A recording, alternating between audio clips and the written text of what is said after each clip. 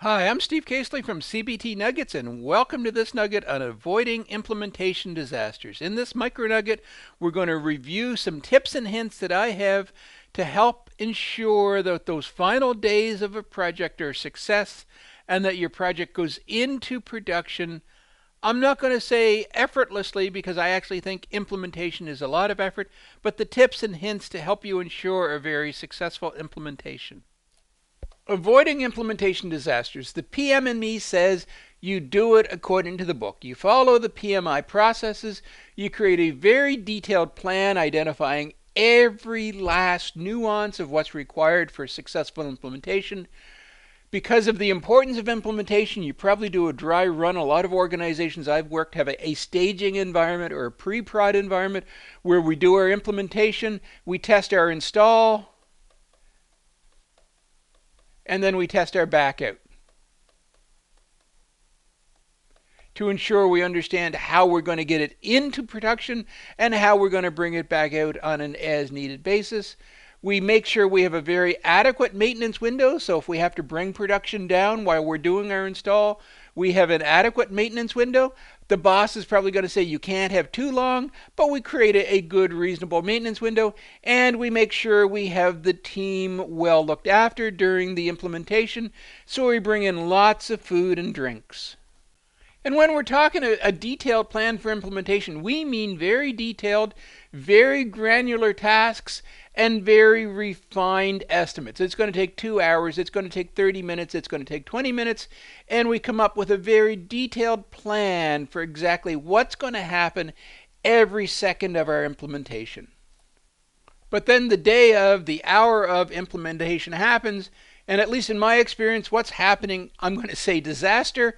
We don't truly throw the plan out the door, but we begin to get very proactive. My recommendation is have conference bridge or probably bridges set up and keep them open for the duration of your implementation.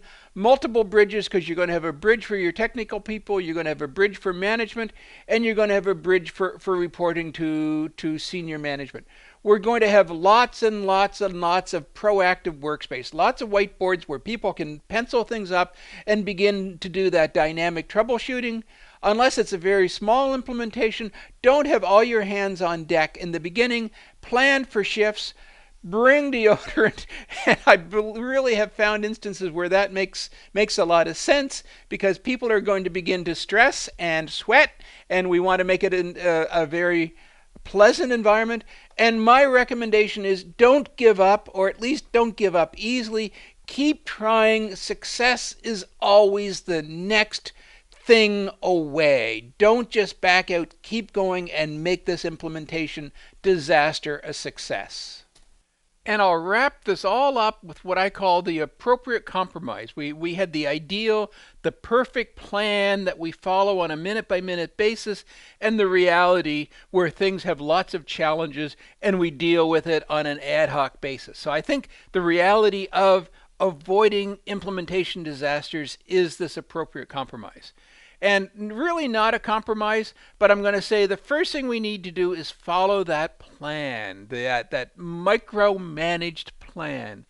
For 5 minutes, we're going to identify the business users. For 10 minutes, we're going to put them into the system. And for 15 minutes, we're going to ensure that they've been done correctly and that the permissions are set right. Follow the plan. More specifically, ensure that all of the tasks, all of the details in the plan are critical. Whether it takes 5 minutes or 10 minutes or 20 minutes, whether there are issues when we're doing the testing and validation is another story, but make sure you follow the plan because those details are critical. When you start going off script and start implementing different than the plan, that's when things get missed. But be prepared to troubleshoot. At least that's my experience with implementation, is there's always going to be some challenges. The permissions aren't going to work. The firewall isn't going to connect to the knee bone. The knee bone isn't going to connect to, and I know there's no knee bone in computer networks, but the knee bone is not going to connect to the thigh bone. Be prepared for troubleshooting no matter how many dry runs, no matter how much you've done in advance. My experience is there's going to be enough nuances as you move this new code and this new environment into production. There's going to be problems. and keep everybody up to date. Do regular status updates. Even if it's in the middle of the night, there's going to be someone somewhere who's interested in knowing how it's going. I would suggest you need to do hourly status updates. Go onto your conference bridge and tell anyone who's on the conference bridge, and do hourly emails, and at all key milestones. At 3 a.m. or at 3:20 a.m., we were expecting to go live with the first implementation wave. Do regular status updates and keep that running email status trail. Again, there may be people very interested that weren't up at 2 a.m. and 3 a.m., but by 4:30 a.m. they're up and interested, and the very best way they can get up to date on how your implementation is going is looking at that email status trail. Well, at 1 a.m. you had a problem and this was the resolution. At 2:15 you had success. At 3:12, so that at 4:30 a.m. when they're trying to get up to date, they can read that email status trail and not bother the team for getting status. And I'm repeating myself, but follow the plan. That plan that you did in the calm and quiet that says, I need to create the user IDs, and I need to enter the user IDs, and I need to validate the user IDs, is the work that needs to be done. There's going to be problems, there's going to be deviations. It's not going to be done in the time frames that you expect, but follow the plan to make sure that all of the work does eventually get done, and keep everyone engaged. That's the other big thing I found during implementations, is you have a team that is focused in a location, in the data center, in the network center, in another city, and they're working on a problem. And the rest of the team is just sitting there. I wish they'd hurry up. I'm waiting for the go. I wish they'd hurry up. Keep everybody engaged. As I said just a moment ago, I think conference bridges are ideal. Keep the conference bridges open and keep the team in the same room as the conference bridges so that at least everybody knows they haven't fallen asleep and that they're actively working on it. They may only hear some mutterings and murmurings, but they know things are going on. And make no assumptions. Root cause everything. There's going to be challenges come up through your implementation itself. Work through it all and make sure you know why things went south and what it took to get them going, because that may impact step 96 on your plan.